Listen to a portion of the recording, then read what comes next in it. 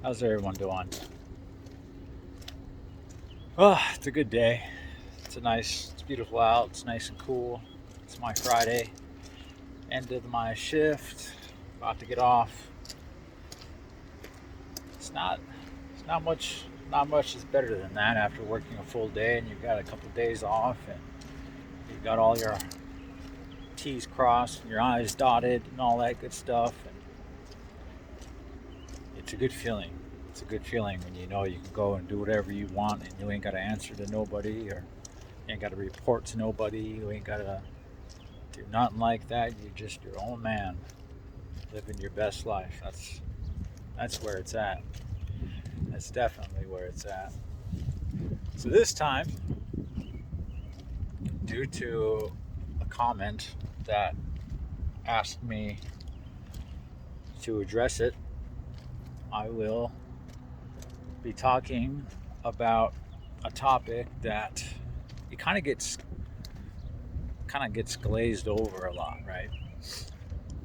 Everybody knows that in prison, federal prison, the whites, the natives, the MA, they all handle their business, right? When it comes to cleaning house, and they do their own dirty, right? I remember Chad Mark said something like that on his interview with me a few months back. It's like half a year now or something. He said that there's two races that when it comes to doing their own dirty, it's the whites and the natives, and I agreed with him. I wholeheartedly support that statement. Just you know, living amongst them and seeing everything that I saw over the years that I was living in that environment, they definitely do their own dirty, real dirty. But that's the thing about it, though. Everybody can do their own dirty.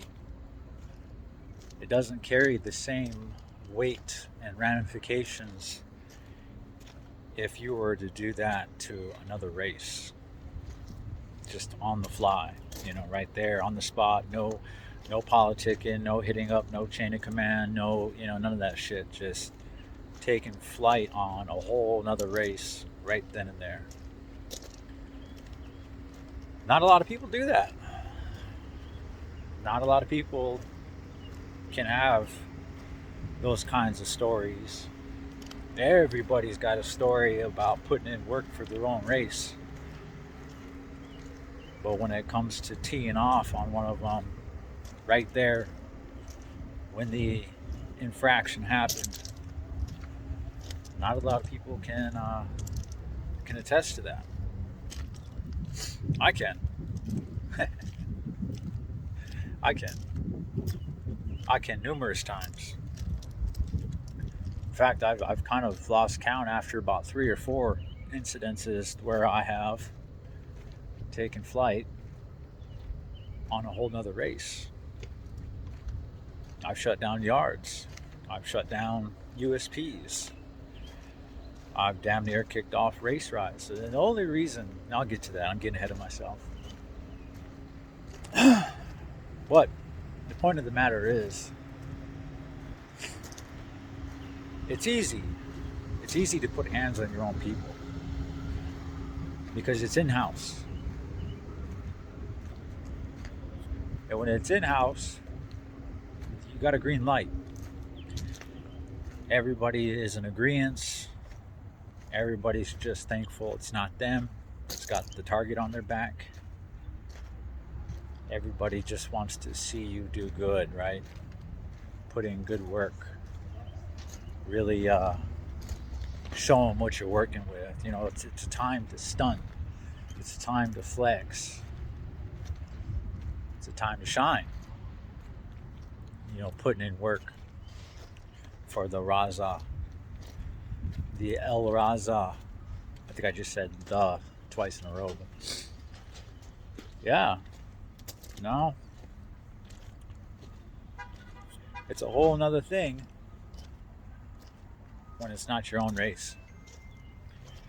personally, I don't know about anybody else, but I don't think it should be like that. I don't think that you should reserve the worst of what you can do for just your own people, and especially when they're not even fucked up. You know, when they're not sex offenders, when they're not rats, when they're not thieves, or just straight up pieces of shits. You know, I've seen motherfuckers try to go all out and really stab somebody up and lock them up over fucking $10 and a store bill. To me, that doesn't sit well with me. Now, I've done it. I've beaten people up over bills. We've all had to do it. And, there's a difference. There is a difference in how there's levels to it and how you hurt somebody. You can hit them all in the face. You can punch them in the fucking throat if you want to. You really want to hurt somebody, you can hurt somebody. An eyeball can come out very easily. You could rip a fucking cheek wide off the fucking side of somebody's mouth. You collapse their windpipe with 8 pounds of pressure.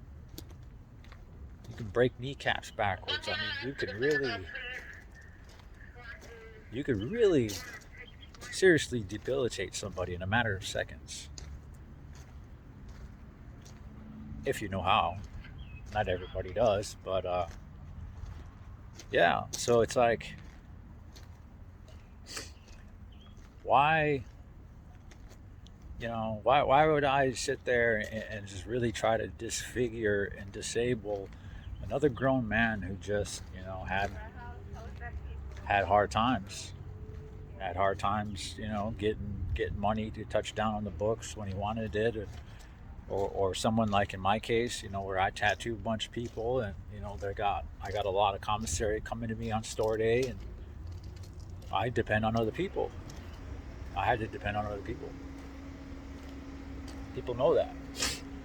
Thankfully, I never got beat up over my bills. Never once I get beat up over my bills.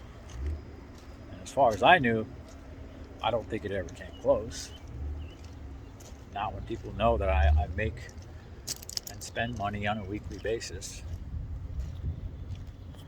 But I digress. So, yeah, you could really hurt somebody in a matter of seconds. You could fuck them up, or you could just kind of body shot them and kick them in the ass, and like, yeah, you could drop some big old tall ass elbows from fucking the ceiling down and hit them in the back, and you're hitting them on a very taut, wide surface. You're not gonna. You could break a rib if that's what you're trying to do, but put it this way. I would be lying if I said that every fight I was in prison I went 100% on. I didn't. Nobody does. Because nobody's actually trying to kill somebody and never go home again. So that's, right out the gate, that's a fucking lie. Everybody stays their hand a little bit. Some more than others. And yeah, there was a time where I did. I just wanted people to know I had hands. Because that's exactly what it is. They come up to you and they hit you up and they're like, hey, they make it sound like you got a choice. This guy's got to go. Some of the guys are, they're volunteering. Do you want to go? It's okay if you don't. But, therein lies the silent threat. If you don't go, you're going to get dealt with. You're going to become the target. And I understood that, and I don't like being given ultimatums. So I'm like, yeah, no, for sure. You spin it back around on it. Like, yeah, I got you. I'll go put in this work. And you beat the fuck out of that person, and then you look up and you look at every single one of them in the eyes and let them know. I won't go quietly. I definitely am not going to go without a fight. I'm going to hurt somebody. One of you is going to get hurt coming from me. And so, that's pretty much all you're left with is you have to make it a demonstration just to show everybody else, at the very least, you won't go quietly. And, It's just a part of the life in there. Someone's going to draw the short end of the stick at some point, be made example out of, and you might be the person to be setting the example. So be that as it may, I have struck other races at least four times, 3 or 4 times, but one of them in particular, I really did not like how it went down at all. I got the shot for it, and I don't know, you might already have seen the shot. If I'm smart, I'll put the shot at the beginning of the video, because I don't know how many people are actually sticking around towards the end, so I'll probably put the shot in the front. But yeah, I was in Canon USP, and I'm a tattooist, and that's already, it's like you're already kind of working with a stacked deck against you, because when people they think of the artist, the drawer, the tattooist, and there's a lot of guys in there that don't rock that title with the respect it deserves. They're fiends. They're stretching themselves super thin to support their habits in there, and it's fucked up. So everybody's got this idea that all the artists, the little artists, the little tattooists or whatever and shit like that. But people know this size has got nothing to do with it in there. Size has zero to do with anything in there. You can get fucking stabbed up to death by a 130-pound man very quickly, or a 240-pound man. It don't matter.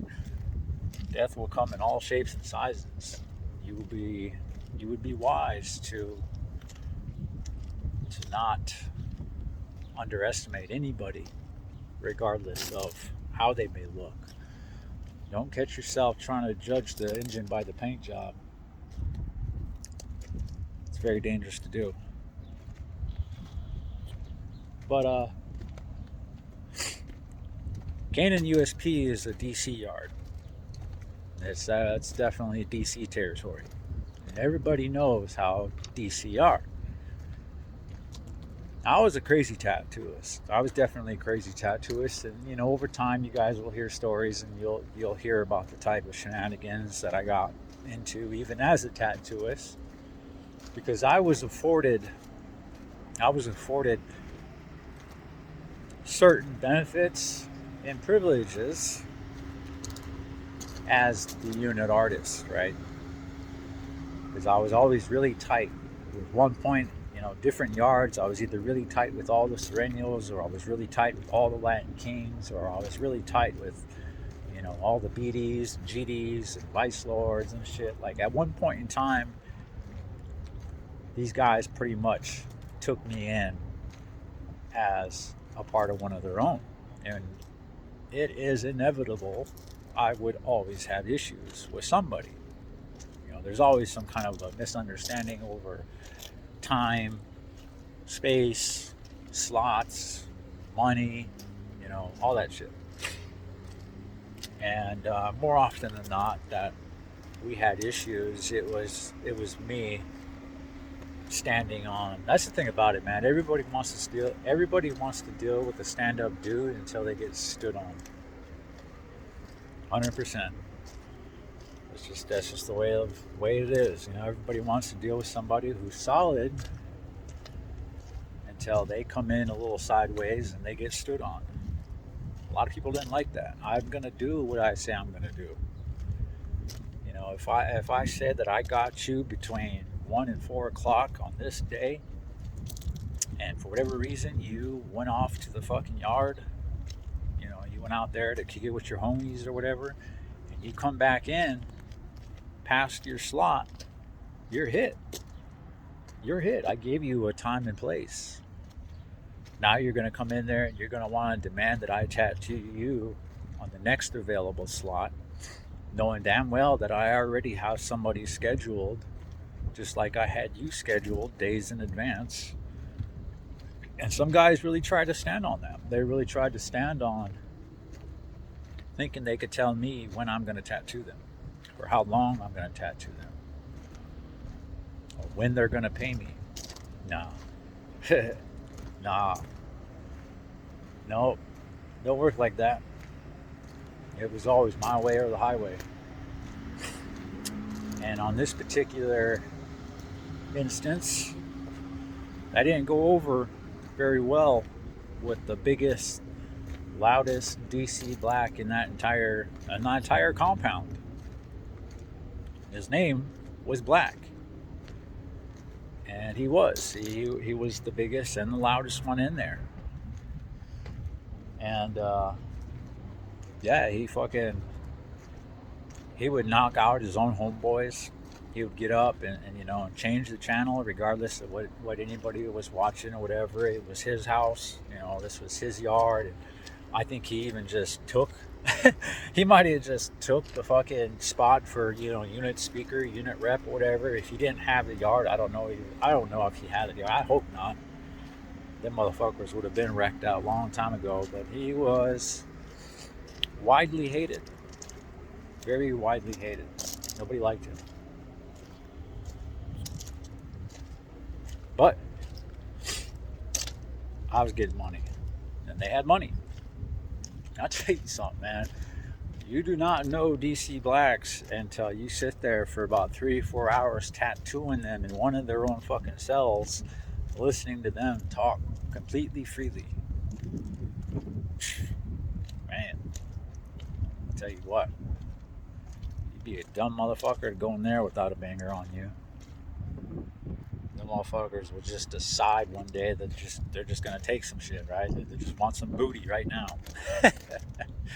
Just be on some fucking Fleece Johnson shit, man. They're like that. They're really like that. I know people like to try to downplay it and all that. It's like, no, they're really like that. They'll tell you straight up. They got no qualms about it. So I got no qualms about repeating exactly what I heard. They get down like that. They got no issues with it. To them, that's.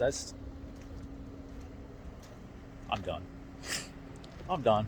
But anyways, so yeah, I sat there and I listened to them, and they're all, Joe this and Fam that, and Joe and Slim. You just throw anything in between those three words, and you pretty much heard it all. But anyways, yeah, I had just tattooed him. I had just tattooed him the day before that. It was like a whole afternoon. I wouldn't short them on like short sessions or anything like that. I tattooed him from like the whole afternoon because I want to be done with him as soon as I can too. I already got paid up front. And that was one thing that I'm pretty sure that he had an issue with, was paying me all at once up front. But I was the best artist. I was one of the best artists on the pound. I've always been one of the best tattoo artists, arguably, on every single pound I have gone to. I was argued as one of the best. That was something I never went around and screamed from the top of the rooftops myself, but that's just something that was always kind of paired with me. So people will, on occasion, humble themselves long enough to deal with somebody they really want something from, and he was no exception. But that was where the problem began, because he paid me all up front, so now he thinks that I'm on his time. Maybe I am, I don't know. But that's just not the way I saw it, and that's not the way I ran shit. Now, I had already tattooed you for the whole fucking duration that I said that we agreed upon in the beginning. I have them agree to a certain amount of sessions per week, how many hours those sessions would be until you were finished. That's you can't, no one can just take a whole week straight of tattooing. You're gonna get fucking sick, and the shit's gonna reject the ink, and all this other crazy shit's gonna happen. I knew that shit from just years of tattooing in there. You got to give people breaks. You can hit it hard, 5 6 hours, whatever, and then you got to give them a couple days to heal up. And you can't come in back in the second day because they're just gonna bleed everywhere, and ink's gonna go in all fucked up because it's all diluted. And there's reasons. There's reasons to what we explain in there, and it's not coming from just nothing. It's not just bullshit so that I could tattoo the next man and get more money. And even though that is what I'm doing, I'm just keeping it real. But the show must go on. You had your session. It's not even like you lost out on it or anything. You got your session, and you were a day or two at the most away from another session. But I was tattooing my boy Degree. He was this brother at Boston, Massachusetts. He's like a bank robber or something like that, or counterfeiter or something. I don't know. But yeah, he had the car for the Boston car there. Yeah, that was my dude, man. Degree, if you ever see this, you steal my dog, man. I remembered your name all them fucking years, and I managed to look you up and find you on Facebook and all that shit. That was my dude. He's got an Anarchy sign on him. Everybody started having me sign my artwork on them with a big ass Anarchy sign because I was the anarchist. People wanted to know that it was legit. It was like my little copyright sigil or something. It wasn't legit if it didn't have an Anarchy sign. That's what they were saying at one point. They're like, man, I got his sign right here. See, look right here. And it's like an Anarchy sign. I have a bunch of Anarchy signs on a lot of black dudes in there. That's one thing I'm actually proud of, man. I spread the concept of that to areas where it should be known. It definitely should be known. But so yeah, man. So he gave me all his money. He got his tattoo session out the way. I was tattooing on my boy Degree the next day. And Degree is pretty much preferred customer, right? He is priority status. Like he gets, if somebody cancels or they, whatever the situation may be, I'm grabbing Degree up. If I got a couple few hours or whatever, because he wanted his whole body covered. And money was just straight up not an issue with him. And he was, he was doing his thing. He had his little hustle, and he'd break me off and stuff. And we looked out for each other. There's certain times that you're just gonna vibe with dudes like that. You're just gonna really vibe with somebody where, if you got it, I got it. If I got it, you got it. And you're gonna want to find people like that.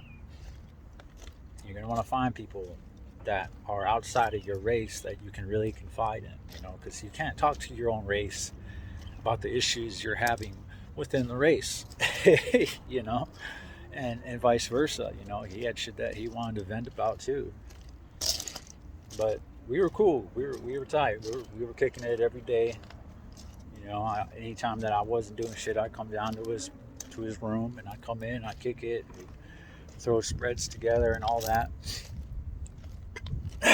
But yeah, he was in there. He was in the chair.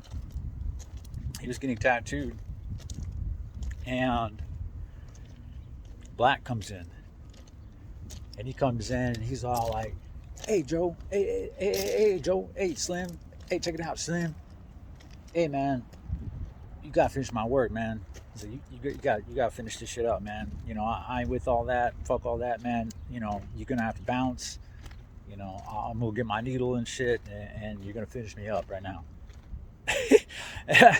And I just looked at him and I said, "Dog, you already had your session, man." I said, I'm not gonna kick somebody out of the fucking chair just because you said so.